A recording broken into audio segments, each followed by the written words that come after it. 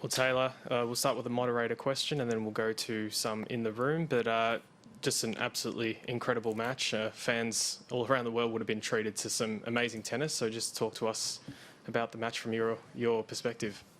It was a tight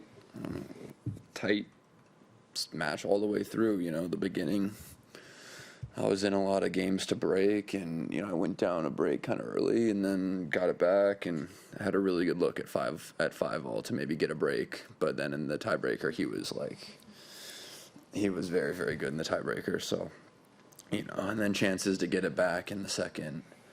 Started serving a little better after I went down a break in the second. Third, going routinely. Then he had the little out of stop-start, kind of slipped, and then obviously won the next 2 sets, and then fifth set, he looked pretty good to me. Thank you. Questions in the room, please. Kara, thanks. Taylor, what's your overriding emotion right now? I make third round literally every single slam. I just want to make it to the fourth round. Like, it's so tough. I fought so hard and wanted it so bad, and it's just really tough to go out like that. And I have to give credit. He was really good in the fifth set. Nothing like the third and the fourth set. So it just sucks. It's just really tough coming so close again. Taylor, you were really good in the fifth set too. So what do you think was the difference? I mean, he was serving unbelievable in the fifth set. He was serving 2 first serves and barely really missing any, hitting the spot, serving faster, harder than he was before in the previous sets. I found it even tougher to return a serve, and then much more pressured as well to hit a better return, because he was stepping in and just cracking it so well and not missing. He was making some mistakes, some errors in the third and fourth, and just cracking the ball and not really missing in the fifth. I didn't feel like I really had a good chance. And then also just putting a lot of pressure on my serve with how he was attacking it. He was picking a side, and if he guessed the right side, he just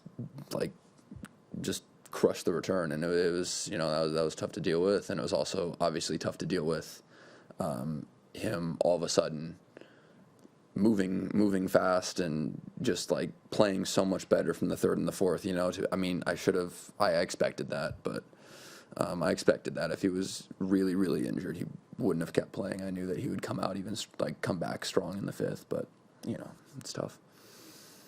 You said you expected that, but you knew he was, you could tell he was hurting, right? That he was injured. And is it hard to play against someone who's struggling with an injury on some level? Yeah, look, I think if you guys all watched the match, he looked like he was struggling in the third and the fourth, and he didn't really look like he was struggling in the fifth. Like when I hit a winner, he'd kind of pull at it, but it's not like he looked fine in the fifth. Let's be honest, and maybe he fought through it, but I'm happy for him that he had such a good recovery and he's feeling a lot better. So Francis pushed him to 4 sets. Tough match the other day, and you pushed him, to 5 today. Obviously, Americans are looking for this sort of a breakthrough against these guys who are just so incredibly tough. What is it that you think, as you look at your game, you say you're so frustrated about not getting to the fourth round. What do you think it is with you guys that you just need to make to get that next step? Well, the fourth round thing for me is I've had some pretty rough fourth rounds in my time, and then the winnable ones I had chances, but the bigger, the grand scheme of things, I need to keep working. I need to get everything better. I need to get my serve wasn't for the first set and a half. It wasn't where it should have been for me. I was serving 50-something% and not hitting my spots.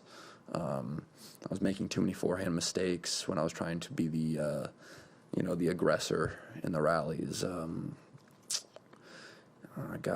I've improved my movement a lot, but I have to keep working. I have to keep improving, and it's very motivating that we're so close.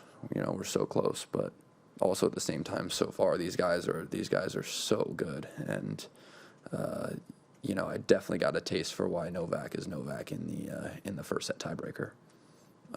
These guys are so good, so I have a lot of work to do. Taylor, what was it like at 11:30 when you're in the midst of this epic match and they stop it so that everybody has to leave, make everybody leave? I mean, to be honest, like completely honest, it's absolutely ridiculous that at a Grand Slam match we're asked to leave the court for 10 minutes in the middle of the match, like in the middle of the fourth set? Yeah. Yeah, I mean that shouldn't be a thing at a Grand Slam, and I understand the fact that Victoria's going back into lockdown and people have to go, and if that's the case, then we shouldn't have played tonight if we weren't going to finish the match on time. And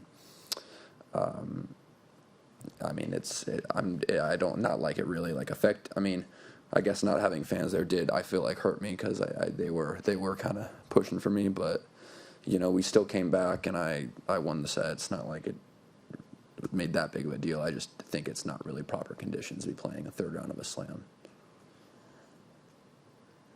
Final one in the room before we move online. Okay, thank you. We'll move to online questions. If you have an online question, please use the raise your hand function now.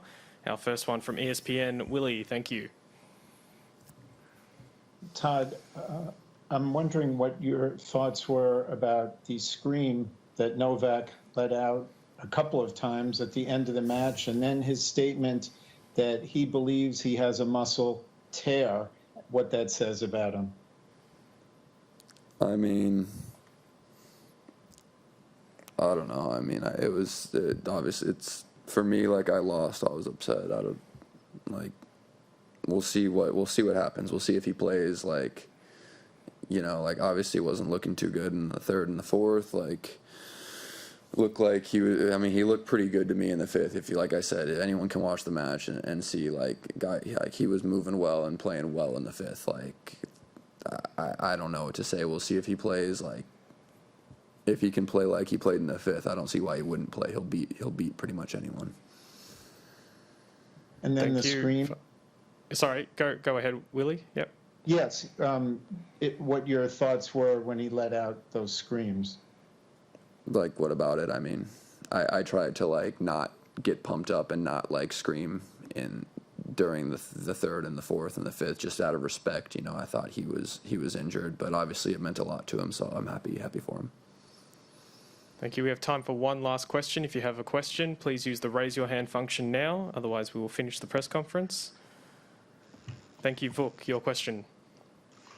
Taylor, great match, and as a member of the Serbian media community, I applaud you for your remarkable behavior towards Novak at this match.